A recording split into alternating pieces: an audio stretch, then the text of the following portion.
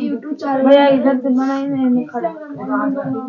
हाँ संख्या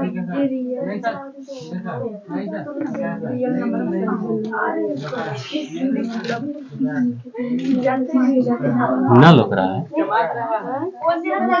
ये ना तनी हो तनी सुना देने। अरे तुम्हारे तनी से होगा ना लोकेगा यहाँ पर कुछ लिखल नहीं। ध्यान से सुनो।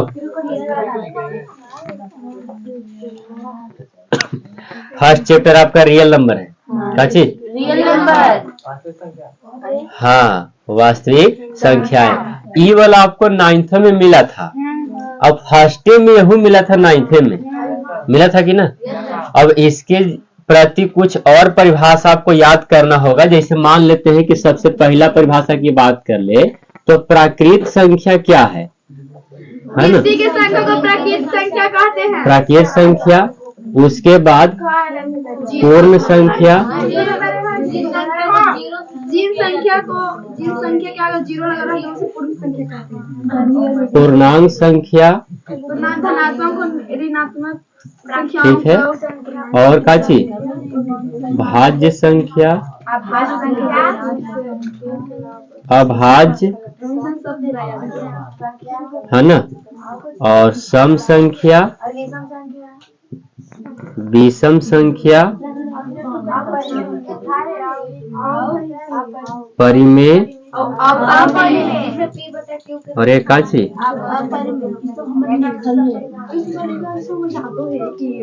अपरिमेय। और हो सकता है कुछ छूटल होगा तो बाद में देख लेंगे। देखो सबसे पहला बात कि प्राकृत संख्या किसको कहते हैं? तो गिनती की संख्या को क्या कहेंगे? प्राकृतिक संख्या। और गिनती की संख्या जब भी शुरू होगा तो एक से शुरू होता है ना। आप घर के फैमिली में ही जोड़िएगा कि कै गो है, तो एगो मम्मी, एगो पापा, एगो भैया, तो एक से न शुरू करते हैं। जीरो से कभी शुरू नहीं होता है गिनती। जीरो से शुरू होगा तो कोई और कहलाएगा। तो गिनती की संख्या को प्राकृत संख्या कहते हैं।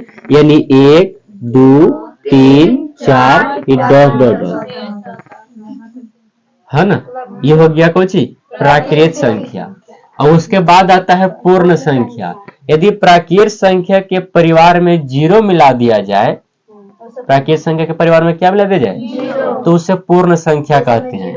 अर्थात इसको शुरू करेंगे तो 0 1 2 3 ऐसे करके आगे की ओर बढ़ते जाएंगे। ठीक है। उसके बाद पूर्णांक संख्या। प्राकृत संख्या अर्थात प्राकृत संख्या या पूर्ण संख्या के परिवार में यदि ऋणात्मक संख्या को मिला दिया जाए तो उसे क्या कहते हैं? पूर्णांक संख्या। जैसे इसको शुरू करेंगे तो -3 -2 -1 0 1 2 3 4। ये आपको कौन सी संख्या है? पूर्णांक संख्या। ये आप लोग जानते हैं ना कि जितना बड़ा संख्या है और में माइनस लगा हुआ है तो सबसे छोटा है ना। इसीलिए आपको पहले -3 लिखा गया है, -2 -1 0 1 2 3 4। अगर ऐसा गिनती कहीं पर मिले तो ये कौन सी संख्या कहलाएगा? पूर्णांक संख्या। और ई वाला और ई प्राकृत संख्या। भाज्य संख्या तो आप लोग समझवे करते हैं है ना। क्या हो? बोलिए।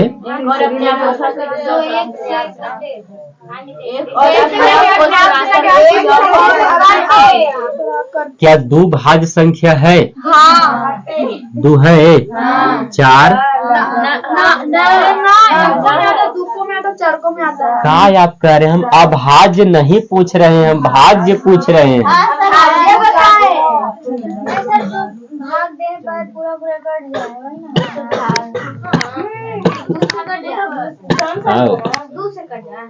अच्छा तो परिभाषा दीजिए भाज्य संख्या की। अब ई वाला के बता रहे हैं कि एक से कटे और एक अपने आप से कटे, उसे अभाज्य संख्या कहा जाता है। अभाज्य भाज्य जो पूरी तरह किसी संख्या से डिवाइड हो, है ना। हाँ वो ठीक कर रही है वो ठीक कर रही है कि एक से कटे, अपने से कटे और किसी और संख्या से कटे, उसे क्या कहते हैं? भाज्य संख्या कहते हैं। लेकिन अभाज्य इसी का उल्टा होता है कि एक तो एक से कटवे करेगा और एक अपने आप से कटेगा और बाकी किसी से कटने वाला नहीं है। मतलब वह एका में भी आएगा और एक खुद का पहाड़ा में आएगा, अन्यथा और कोई में ना आएगा। जैसे क्या बताइए, एक क्या भाज्य है? अभाज्य है एक। कैसे एक एका में आएगा, आओ केकरा से ही कटेगा बताओ? हाँ, आओ केकरा से कटेगा बोलो? अब कैसे कटेगा? तो ये एक नहीं होगा। तो याद रखिए कि अभाज्य संख्या 2 से शुरू होता है ना? एक से भी कटेगा, एका में भी आता है और 2 एक खुद का पहाड़ा में भी आ जाएगा। अभाज्य में 2 होगा। हाँ जी, एक और अपने आप एक से कटेगा, अपने आप से भी कट जाएगा। बस ना और का चाहिए? वैसा अंक है तो आपका 6 गो से कट चाहिए। बोलिए। अब 3 इसमें 3 आएगा, 3 क्योंकि 3 ऐसा है, एको से कटेगा और एक अपने आप खुद का पहाड़ा से कटेगा, यानी 3 से कटेगा। 5 7 11 सुनो, ऐसा मत समझना कि हम यहाँ पर आपको का लिख रहे, देखो तो 3 5 7 11 ये विषम संख्या लिख रहे हैं। तो ऐसा नहीं है, ये विषम संख्या तो है ही है, लेकिन ये अभाज्य संख्या हम लिख रहे हैं। क्योंकि यदि 3 लिखते, 5 लिखते, 7 लिखते तो 9 न लिखते, यहाँ पर 9 छोड़ के काची लिखे? क्योंकि अभाज्य संख्या 11 एक से कटेगा और 11 से कटेगा, अन्यथा कोई से कटेगा नहीं। तो ये अभाज्य संख्या होता है। हाँ, अगर कोई पूछेगा कि 2 भाज्य संख्या है अभाज्य संख्या तो क्या बोलेंगे? 2 भाज्य संख्या है अभाज्य संख्या। और वैसा आएगा नहीं, ऑप्शन को काट करके दिया जाता है ना? दोनों एक साथ नहीं रहेगा। देखिए, सम संख्या की बात करें तो आप लोग अच्छे से जानते हैं, उसे सम संख्या कहते हैं। 2 से डिवाइड करने पर पूरा तरह से कट जाए उसे क्या कहते हैं?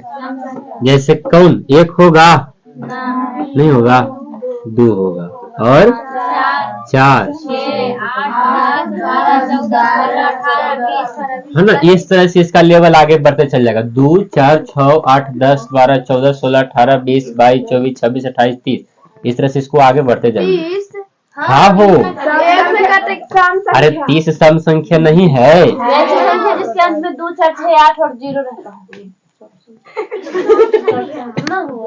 विषम संख्या का चीज वैसी संख्या जो 2 से पूरा ना कटे, यानी 1 3 5 1 3 9 7 9 11 ये है काची विषम संख्या। अब ये देखो, हेलो, परिमेय संख्या जिसे P बटा Q के रूप में लिखते हैं, जिसका वर्गमूल पूरा हो। ये वो P बटा Q वाला खाली परिभाषा न दीजिएगा, क्योंकि जब रूट चढ़ा देगा तो आप पर रूट चढ़ जाएगा, है ना? कि रूट वाला तो सिखलती रहे, है ना? P बटा Q के रूप में भी इसको लिखते हैं, P बटा, और जिसका वर्गमूल भी पूरा हो उसे क्या कहेंगे? परिमेय कहते हैं।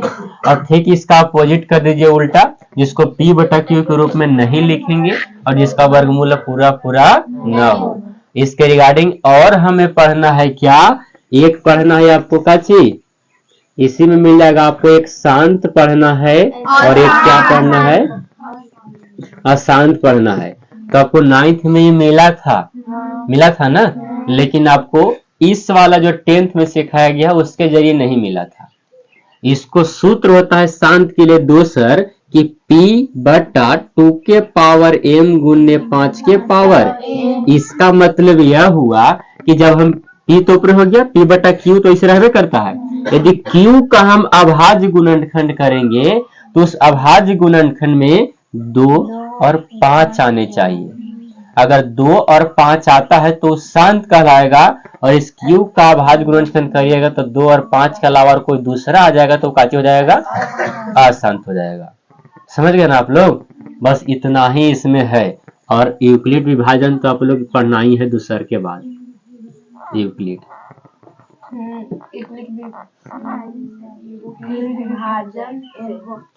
है ना।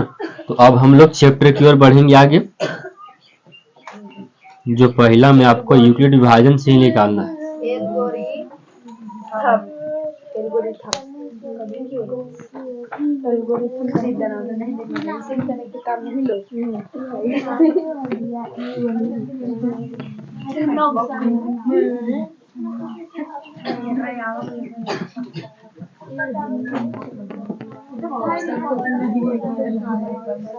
ए देखो इधर पहला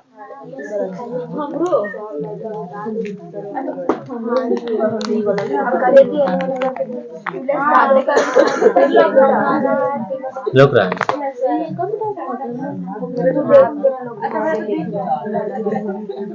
देखो पहला क्वेश्चन है प्रश्नावली आपको 1.1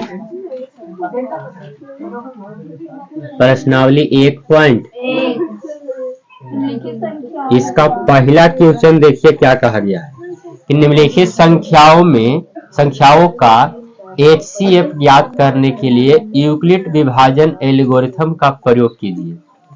HCF आप लोग निकालवे किए होंगे है ना, मसल निकाले है ना।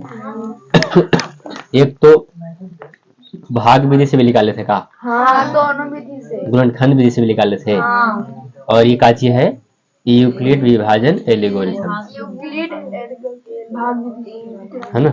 तो एक का पहला में आपको दिया गया है कि 135 और 225 एक का पहला बनाएंगे, बाकी आप लोग खुद बनाइएगा।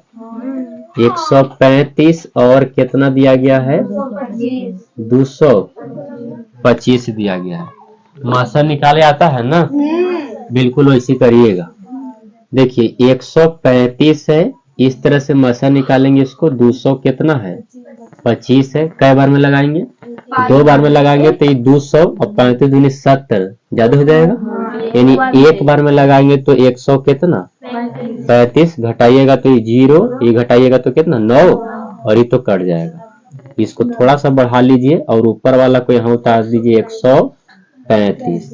अब 9 दूनी 18 180 हो जाता है ना। तो एक बार में लगाएंगे कितना 90, घटाइए तो 5 और 9 और 4 13 होता है ना, 45 बचेगा। अब इस 90 को उतार दीजिए, 45 दूनी कितना हो जाएगा 90। ये पूरी तरह कट गया, ठीक है। बट ई वाला तो आपको लिखना ही नहीं होता है ना। हाँ ये रफ बनाने के लिए है, ये यूक्लिड विभाजन थोड़ी है आपका।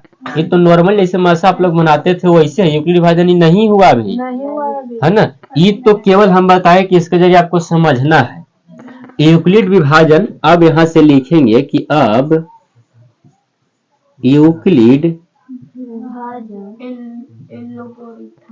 विभाजन एल्गोरिथम से इसका सूत्र होता है, क्या होता है सूत्र A बराबर बी क्यू प्लस का चीज। ये आपका यूक्लिड विभाजन का फॉर्मूला है, ठीक है। अब हम एक किसको कहेंगे, बी किसको कहेंगे, क्यू किसको कहेंगे और आर किसको कहेंगे, ठीक है। यहाँ पर चरण बाई चरण चलता है। अब देखो ई वाला आपको एक चरण है, एकरा से भाग दिए हैं, ये इतना बार में लगा है और एकाची बचा है, शेष बचा है, ठीक है। तो ये आपका जेकरा में भागवा दीजिएगा वो एक कहलाएगा, काची कहलाएगा एक कहलाएगा। जिससे लगाइएगा वो बी कहलाएगा और जो भागफल होता है वो क्यू कहलाता है, ठीक है। और जो शेष बचा उसे क्या कहते हैं आर कहते हैं। लिखा जाएगा ना I know A B Q काची आर आएगा लिखना। अब यहाँ पर सजाइए, ए आपको क्या कहा, ये कितना है बताओ 200 बराबर बी 135। ये कोई चिन्ह मतलब का चीज है क्यू प्लस आर 90, ये हो गया। अब आप समझिएगा कैसे कि हमारा सही सजावल है कि गलत। तो इसका सोल्व करिए ना, इतना आ जाएगा। करिए एक में गुना करेगा तो 35 आएगा और 90 जोड़िएगा तो 200, मतलब ये हमारा सही है। ठीक, क्या बोल रहे थे बोलो, है ना। कोई कोई लिखता भी है, कहीं कहीं आप लोग पढ़िएगा तो लिख देते हैं कि प्रथम चरण है, प्रथम चरण, तो आप भी लिख सकते हैं, ठीक, कोई दिक्कत नहीं है। ये पहला चरण खत्म हो गया। अब ई वाला घर में आइए, ठीक है। अब ई वाला को ये कहेंगे, अरे यही को नहीं कहे थे कि ए, ई बी, ई क्यू और ये का चीज। तो आप यहाँ पर लिखिए ना, ए कितना 100, बी कितना, क्यू आर 45। इस सेकंड चरण है ना हो, इस सेकंड चरण। थर्ड चरण में आ जाइए, ए कितना 90 और बी कितना गुने क्यू आर कुछ नहीं है तो क्या लिखेंगे। अब हमारा चरण खत्म हो गया। तो सबसे लास्ट वाला चरण में देखिएगा कि बी के जगह पर कितना लिखा गया है, 45। बताओ। ये लास्ट चरण है हमारा, तीसरा चरण नहीं है ना, इस थर्ड चरण था। अब इसमें देखिएगा तो इसको ए कहते हैं, देखो सूत्र बराबर है, इसको बी कहते हैं। तो बी के जगह यहाँ पर देखो तो कितना है, तो हम कहेंगे कि अतः हमारा HCF बराबर कितना आएगा, 45 आंसर आएगा। क्या है किसी को दिक्कत समझने में? आपको ई वाला बनाना है सर, ई वाला नहीं बनाना है वहां। तो मतलब रफ करेंगे तभी ना लिखेंगे। बिल्कुल, बिना रफ कर ले तो नहीं आएगा। इसे तेज दिमाग वाला बना भी सकता है कि इतना गुना करके इतना जोड़ देंगे तो आ जाएगा, है ना। तो ई आपका यूक्लिड विभाजन है, ये तो नॉर्मल बसा है। अब जब भी वहां बनाइएगा तो ई पहले फॉन्ट यहाँ पर लिखिएगा और ई वाला को इधर बगल में जगह रहता है इधर बना दीजिएगा, ताकि उसको भी समझ में आ जाए कि फलाना जगह से लिया। ऐसे तो समझ ही जाएगा कि 35 में से गुना करेंगे तो इतना, 90 जोड़ेंगे तो इतना, सही है। एक गुना करेंगे इसको जोड़ेंगे तो ये भी सही है, इसको गुना करेंगे इसको जोड़ेंगे तो ये भी सही है, मतलब 45 सही है। हाँ, ये तो छोटा था तब ना कट गया जल्दी। मसा आप लोग नहीं देखे हैं कि पूरा कटेगा वही मसा होता है, फिर जब बच जाएगा इधर वाला जेका से भाग लगा रहे हैं, उसी तरह से तो है ये भी। तो बाकी 2 गो और मैथ है तो बन जाएगा 2 गो। हाँ तो बना लीजिए, बाकी इसको उतार लीजिए। फिर से बताएं, बताओ कहाँ पर बताए फिर से, ई वाला है। ये देख लो फिर से एक बार जी बबुआ, नहीं आएगा तो जिनको आ रहा है चुपचाप उतारिए। देखो ये मसा निकाले आता है ना, छोटका वाला लेकिन वाला, ठीक है। इस बीच वाले को हम ए कहते हैं, ठीक है। और जेकरा से मसा लगाइएगा इसको बी कहते हैं, और ई वाला को क्यू कहेंगे और नीचे वाला को क्या कहेंगे, आर कहेंगे, ठीक है। अब ई वाला फॉर्मूला होता है यूक्लिड विभाजन का, इस पर बैठा दीजिए। तो ए मांगा है तो ए के जगह पर कितना रखेंगे, 225 है, बराबर है। तो बी के जगह पर क्या है, 135। ये कोई चीज नहीं है, मतलब क्या चीज है, गुना है।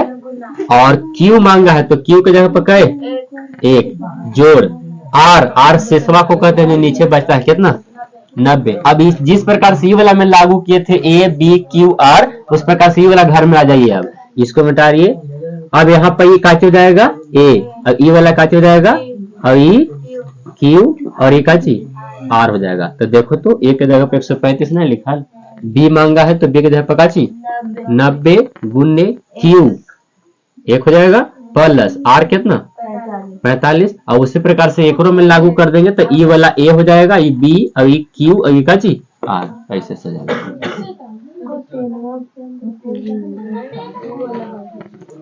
बोलो पेन वो तो लेके भाग जाता है यार। अरे निकल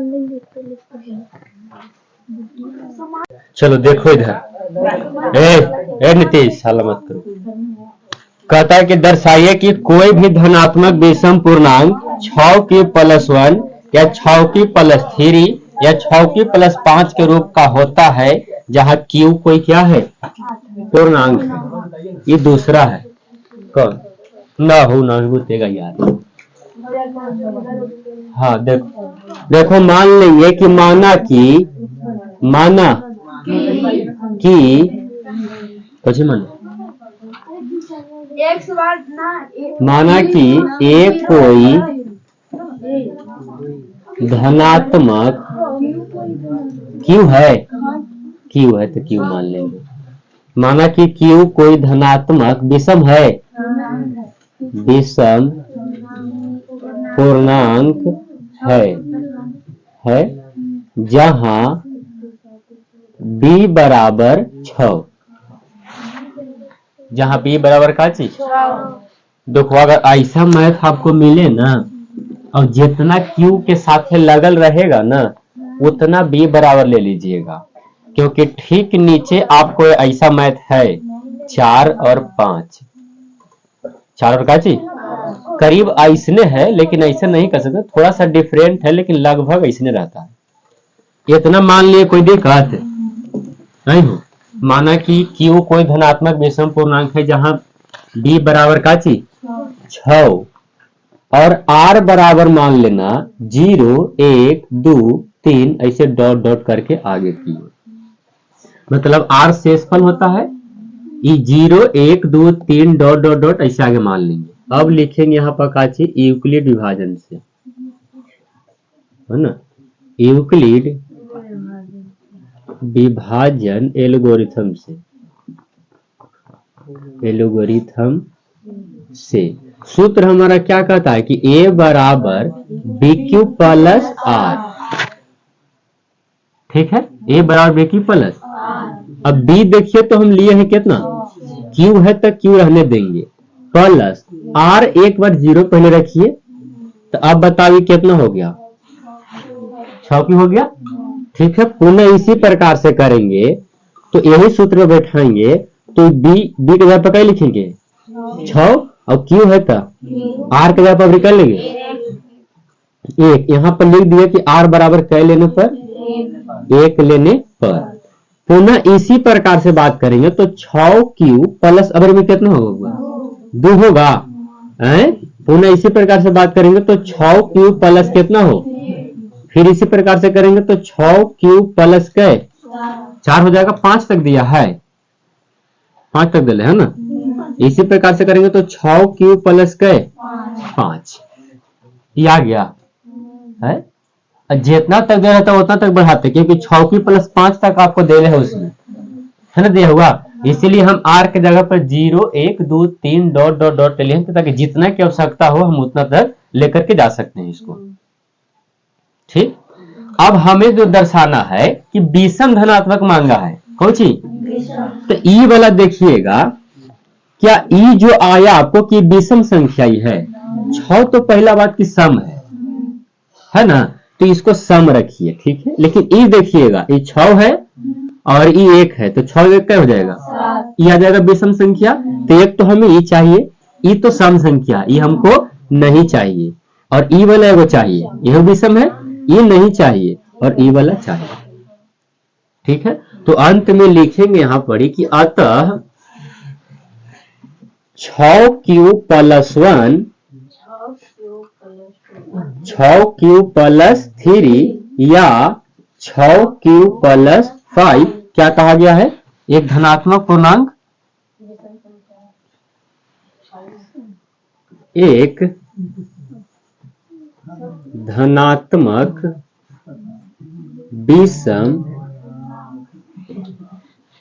विषम पूर्णांक है, ठीक है। इतना बस, इतना ही इसको लिखना है, हाँ इसी बनेगा। और ये 2 नंबर में पूछा भी होगा क्वेश्चन, ऐसा नहीं कि आपको लग रहा है कि इतना हल्का ही चाहिए, ऐसे बकवास नहीं बनी थी तो ना पूछते, ये पूछा भी गया है कई बार, इसको बिल्कुल ऐसे ही बनेगा। अच्छा आपसे सम पूछता तब कौन कौन लेते बताओ, सम लेते थे कौन, एगो ही लेते, एगो ही लेते, एगो ही, बस खत्म हो गया। क्या कोई दिक्कत, उतार लीजिए इसको,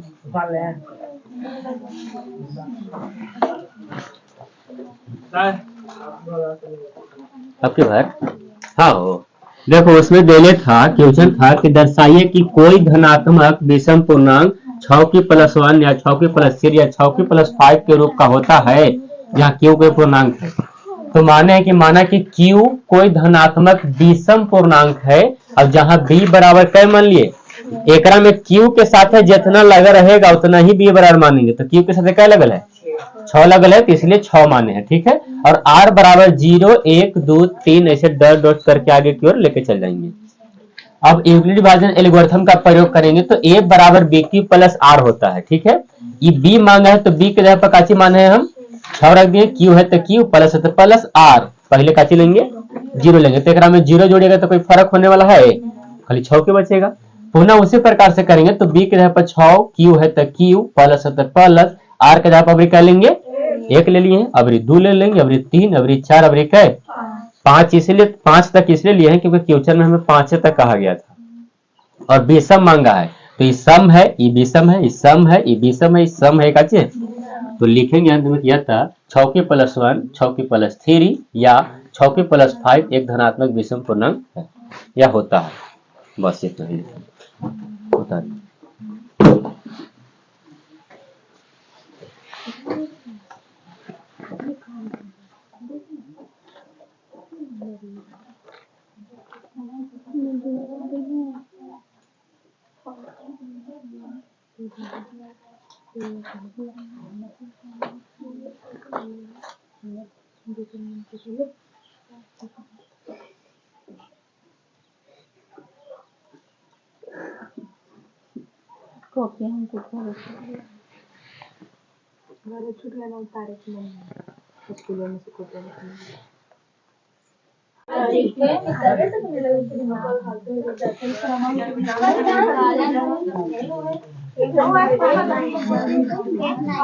ये हाला मत करो, देखो अब अगला तीसरा नंबर क्वेश्चन देखो जी, कहता है कि किसी परेड में 616 सदस्यों वाली एक सेना यानी आर्मी के टुकड़ी को 32 सदस्यों वाले एक आर्मी के बैंड के पीछे मार्च करना है। दोनों समूहों को समान संख्या वाले स्तंभ में मार्च करना है। उन स्तंभों की अधिकतम संख्या क्या है जिनमें वे मार्च कर सकते हैं। ये काफी आसान है, क्वेश्चन तीसरा है ना, आप इसको 32 और 616 का मसा निकाल लीजिए। बोलो कितना, ये हेलो एक बार में कैसे 32 लगते,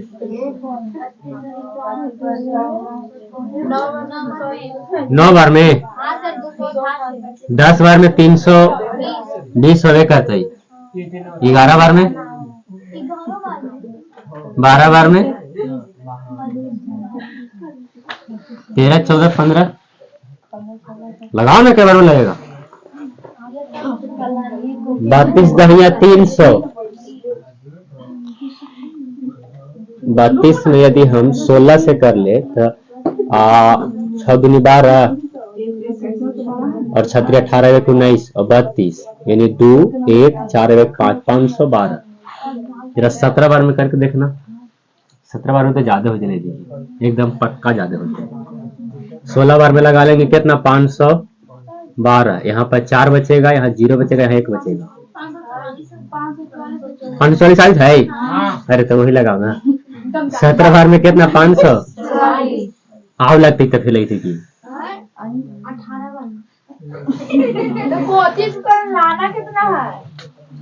616 के नजदीक।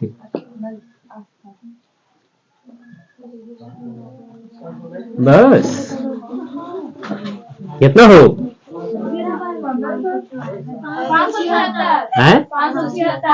576 में 32 ऐड करना,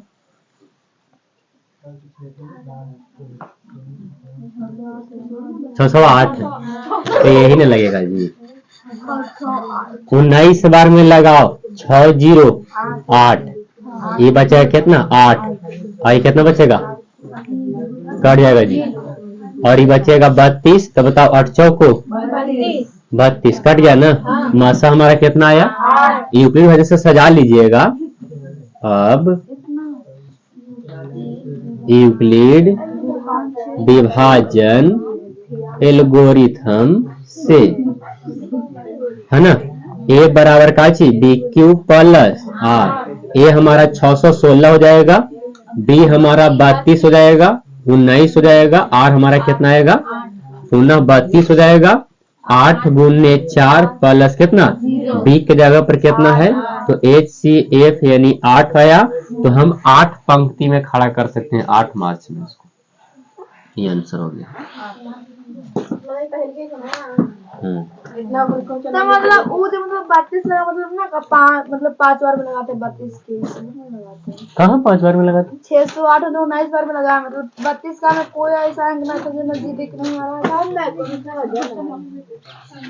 अरे ऐसे नीचे की ओर बढ़ते चल जाता हाँ ना जी। तीसरे डायरेक्ट एक बार में लगा के काट के फिर आगे बढ़ाएंगे कि ऐसे ना बना सकते हैं। तो आने देना था। आज खाली नारे ना आप कैसे मिलाते हो उसे का नंबर के हाँ देखिए, कहता है कि यूक्लिड विभाजन प्रमेयिका का प्रयोग करके दर्शाइए कि किसी धनात्मक पूर्णांक का वर्ग, किसी धनात्मक पूर्णांक का काची वर्ग किसी पूर्णांक m के लिए m 3m या 3m प्लस n के रूप का होता है कि नहीं। जितना आपको कठिन या लग रहा है उतना है नहीं, है ना। हाँ देखो क्या करेंगे, माना कि Q कोई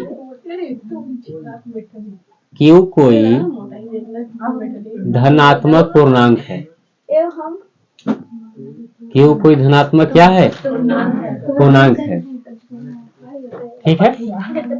का B बराबर कितना मानेंगे जी, तथा B बराबर कै 3 और R बराबर का चीज 0 1 2 डॉट डॉट डॉट ऐसे करके मान लेंगे।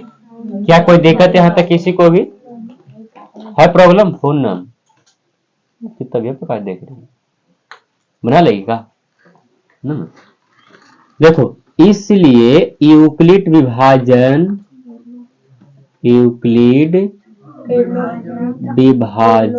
एल्गोरिथम से, है ना, एल्गोरिथम से सूत्र क्या कहता है बताओ, A बराबर BQ प्लस का चीज ये कहता है।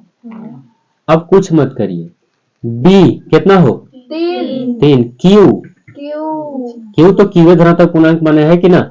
R कितना बताओ, पहले 0 लेंगे, अब बताओ ये कितना होगा 3Q होगा। कैसे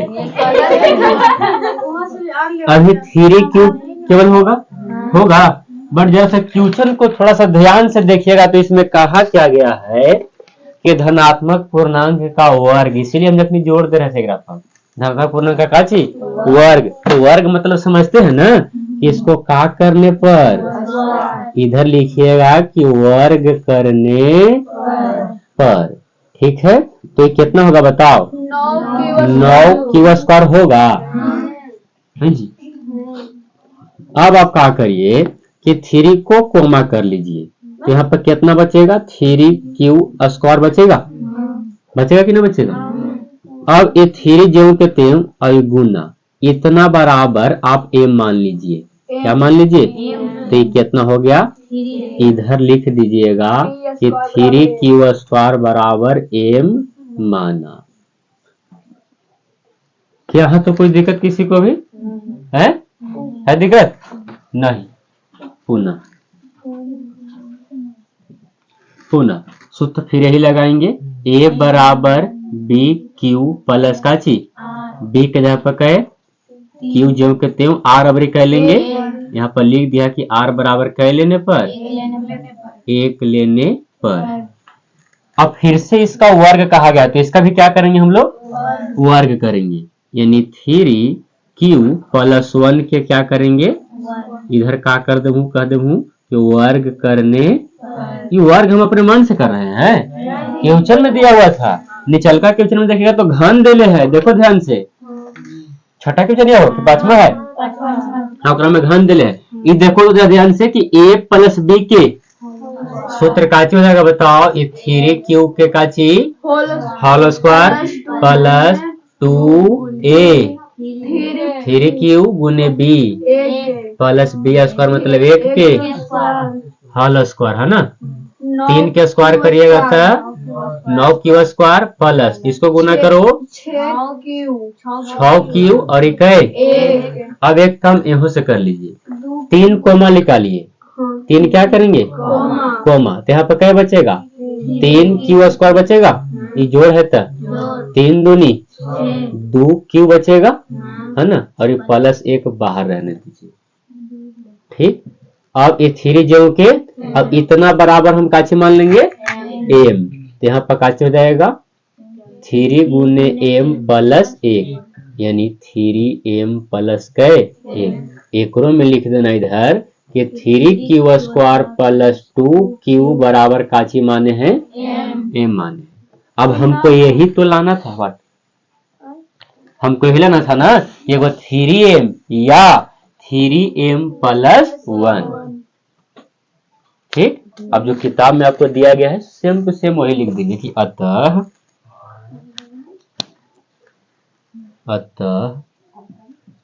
किसी धनात्मक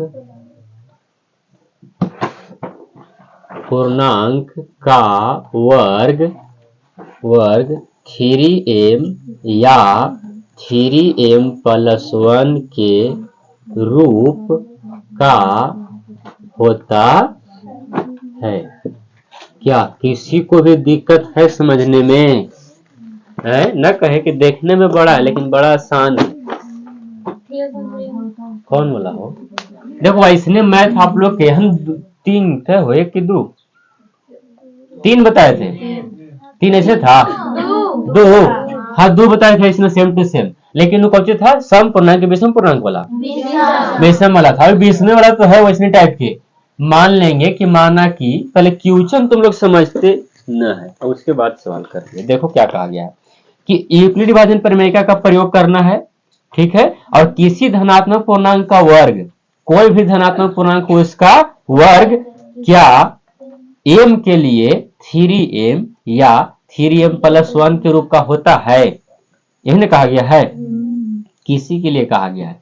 तो मान लिए कि माना कि q कोई धनात्मक पूर्णांक है और b बराबर वही मानेंगे जो आपको क्वेश्चन में दिया रहेगा। उस दिन उसमें 6 दिया हुआ था तो 6 माने थे, लेकिन इसमें 3 दिया गया तो क्या माने हैं, और r बराबर 0 से लेकर के जहां तक आवश्यकता हो वहां तक आगे इसको बढ़ाते चलेंगे। अब यहाँ पे लिखे हैं कि यूक्लिड विभाजन प्रमेयिका का प्रयोग करके, है ना, यूक्लिड विभाजन एल्गोरिथम से सूत्र a बराबर b की प्लस, हाँ अभी b के जगह पर 3 लिखेंगे क्योंकि b बराबर काची माने हैं, और q जो कहते हैं प्लस r के जगह पर पहले काची लेंगे तो 0 लिए हैं, तो यहाँ जोड़ेंगे तो क्या बचेगा 3q। इसका वर्ग कहा गया था इसलिए हम यहाँ पर काची किए हैं वर्ग किया, स्क्वायर करिएगा तो क्या आएगा 9q स्क्वायर, यहाँ से 3 कोमा निकाले हैं तो क्या बचेगा 3q स्क्वायर बचेगा, गुना कर लो 3 3 9 आ जा रहा है कि ना जा रहा है। अब इसके जगह पर काची मान लेंगे हम m मान लेंगे, तो यहाँ पर 3 जो कहते हैं यहाँ पर आप m मान लिए तो क्या बचेगा, हो जाएगा गुना करेंगे तो कितना 3m। पुनः इसी प्रकार से आपको आगे बढ़ना है, यानी जब 0 लिए थे तब कर लेंगे 1 लेंगे। अगर इसमें 5 शामिल होता तो हम आगे भी बढ़ते आओ 4 तक ला बढ़ते कि ना बढ़ते आगे, लेकिन हमको 2 को लाना था। अब a बराबर फिर से सूत्र लगाएंगे, b के जगह पर 3, q जो कहते हैं r के जगह पर कर लेंगे 1 लेंगे, और फिर से वर्ग करना पड़ेगा क्योंकि वर्ग वाला क्वेश्चन ये है इसलिए यहाँ पर वर्ग किए हैं। तो ये प्लस b के होल स्क्वायर पर तोड़ा गया है सूत्र a square plus 2ab plus b square, इस पर तोड़े हैं। स्क्वायर करिएगा तो 9, गुना करिएगा तो 6, 1 का स्क्वायर करिएगा तो पुनः यहाँ से 3 कोमा निकाले हैं, 3 कोमा निकालिएगा तो 3 यहाँ पर बचेगा क्यू स्क्वायर, यहाँ से 3 निकाल लेंगे, एक में से 3 कैसे निकलेगा इसलिए अलग खाली कर रहा है। ठीक है, अभी जो कहते हैं अब इतना बराबर हम काची मान लिए हैं m माने हैं, तो यहाँ पर m आ जाएगा और 1 जो कहते हैं यानी 3m प्लस 1। अगर आगे भी चाहता आगे भी कहता कुछ तो आगे भी बढ़ते हम लोग, बढ़ते कि ना, अगर क्या लेते 2 लेते, जहां तक आवश्यकता वहां तक चलते, बस हमको 3m या 3m प्लस 1 यही 2 को दिखाना था। तो अंत में लिखेंगे कि अतः किसी धनात्मक पूर्णांक का वर्ग 3m या 3m प्लस 1 के रूप का होता है। तारिए इसके बाद सेम टू सेम ऐसने है ग्रुप बनाइए देंगे।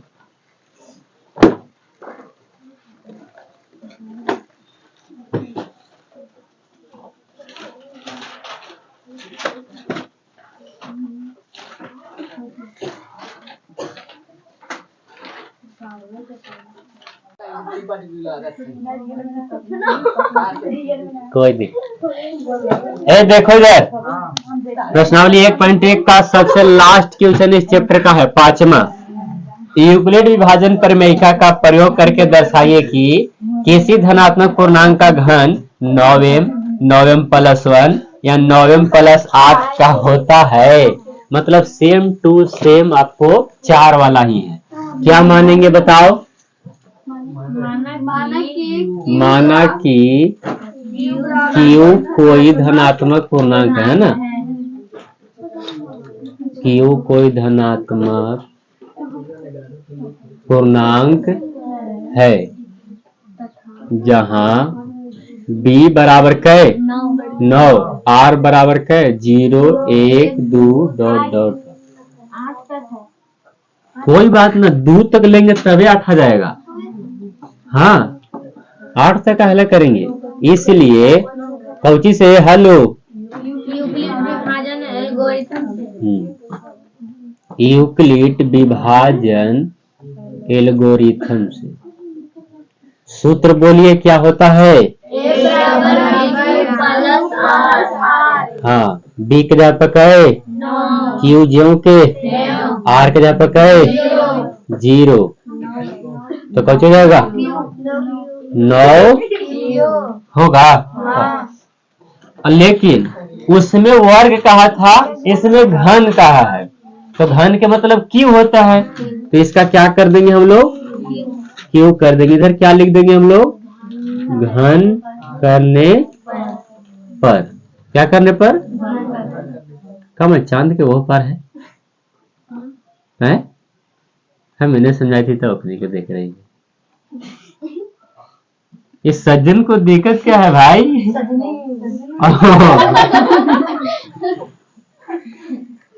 चलो देखा, 9 के क्यू करिएगा तो 9 9 81, 81 9 729 होता है ना। और एक क्यू का क्या करेंगे? क्यू। बट हमें 9m में लाना है। अरे हमें काची में लाना है, तो हम 9 कोमा करेंगे, तो 9 कोमा करेगा तो 81 बच जाएगा, है ना। इधर आप लोग इन 9 जो कहते हैं इतना बराबर काची मान लीजिएगा, ए मान लेंगे। यहाँ पर लिख देना कि 81 क्यू के क्यू बराबर ए माना। कौची बोलो, किसको नहीं आया? बोलो तुमको। हाँ हो, अच्छा उसमें से 3 निकाल रहे थे, क्यों? क्योंकि 3m प्लस 1 ऐसे करके लाना था। अभी हमको 9m 9m plus 1 9m plus 8 ऐसे करके लाना है, इसलिए 9 बाहर निकाल रहे हैं, तो ना बचेगा। 81 में गुना करो ना, 729 नहीं आएगा।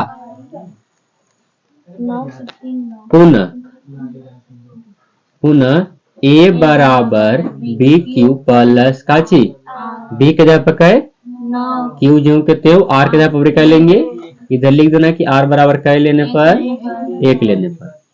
अब इसको क्यू करेंगे ना, यानी 9 क्यू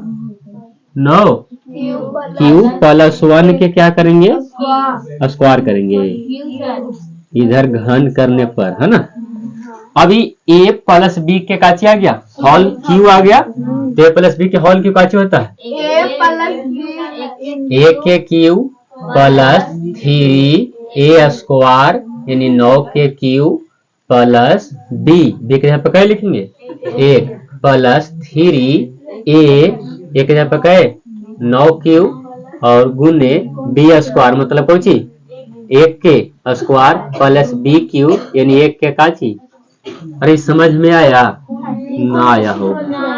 ए प्लस बी के होल क्यू के सूत्र होता है A cube plus 3a square B plus 3ab square plus B cube होता है ये। अरे ये वाला सूत्र तो 8 में 7 सॉरी 9 में मिला था, पहला मिला है, कोई दिक्कत? यही वाला पर तोड़ा गया है। अब देखो, हेलो 9 के क्यू करिएगा तो 729 प्लस 81, 81 में 3 से कर लो तो इस जगह 3 अब 8 24 243 का। अब क्यू न हो, क्यू कौन सी स्क्वायर ना, हाँ प्लस ये गुना तो 9 27 क्यू स्क्वायर कैसे 27 खाली क्यू। अब 1 के क्यू करेंगे तो हमें कितना कॉमन निकालना होगा? 9। यहाँ पर कुछ छोटा है, 729 क्यू के क्यू छोटा है, यहाँ से 9 कॉमा निकाल लीजिए। यहाँ से 9 निकालेंगे तो क्या बचेगा 81 क्यूब के क्यूब बचेगा, ये जोड़ है तब एक से एकरा डिवाइड करो और 9 दूनी कितना 18 क्या बचेगा 6 और 9 सत्ते 63 यानी 27 क्यू स्क्वायर बच जाएगा और 9 तिहाई 3 क्यू हो जाएगा और ये प्लस 1 बाहर आने दीजिए। कौन 27 यहाँ से हाँ देखो यहाँ से 9 कॉमा निकाले हैं तो यहाँ 81 बचेगा क्योंकि गुना कर लो इतना आ जाएगा। देखो ना यहाँ पर किए कौन हो अरे 9 के क्यू मतलब 9 गुने 9 गुने 9 लिखो इस तरह से 9 गुने 9 गुने 9 तो 9 में 81 81 9 कितना 729 तो वैसे लिखा है और ये स्क्वायर करेगा तो 9 9 81 और 81 में 3 से करना है तो 3 और 8 तिहाई 24 243 आया कि ना आया और क्यू का स्क्वायर क्यू स्क्वायर 9 तिहाई 27 में 1 से करिएगा तो 200 थोड़ी आएगा और 1 के क्यू करिएगा तो 1। अब यहाँ से 9 कोमा क्यों निकालना है क्योंकि हमें 9 में ही लाना है ना। अब देखो 9 निकालेंगे तो 81 बचेगा, एक से डिवाइड करेगा तो इतना बार में कट जाएगा, इससे डिवाइड करेगा तो कई बार में 3 बार में अब 1 छोड़ दीजिए।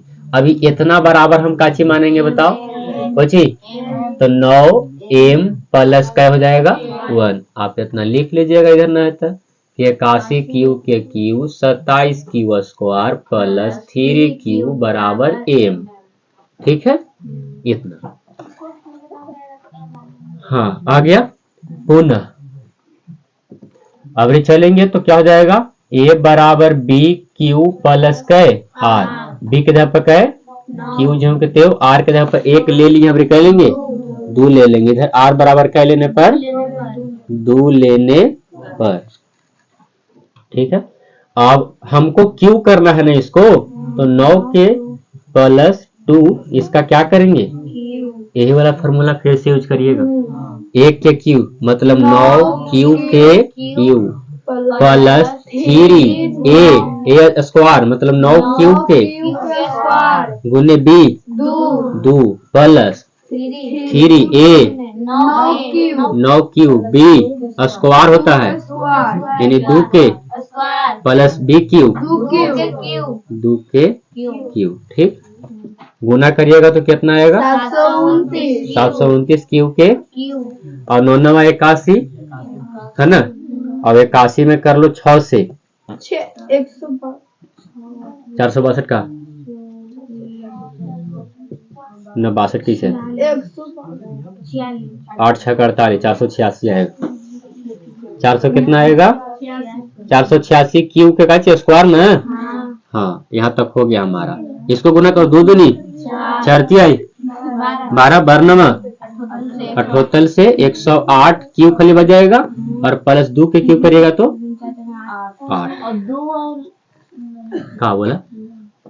अब यहाँ से कितना कोमा निकालेंगे यहाँ पर क्या बचेगा 81 क्यू के क्यू प्लस इसको डिवाइड करना जरा कितना 9 5 45 ना 3 बचा और 9 चौको 36 कितना हो जाएगा और बरनवा 78 से होता है और इसको 8 छोड़ दीजिए। ठीक है ये 9 इतना बराबर काची हम मान लेंगे m 9m प्लस काची क्या यही लाना था हमें 9m मिल गया 9m प्लस 1 भी मिल गया और 9m प्लस 8 भी मिल गया। तो अंत में हम क्या लिखेंगे कि अतः किसी धनात्मक उतारिए किसी धनात्मक पूर्णांक का घन 9m प्लस 1 या 9m प्लस 8 के रूप का होता है। यहाँ से इस तरह से अलग कर लीजिए। ठीक उतार लीजिए इसको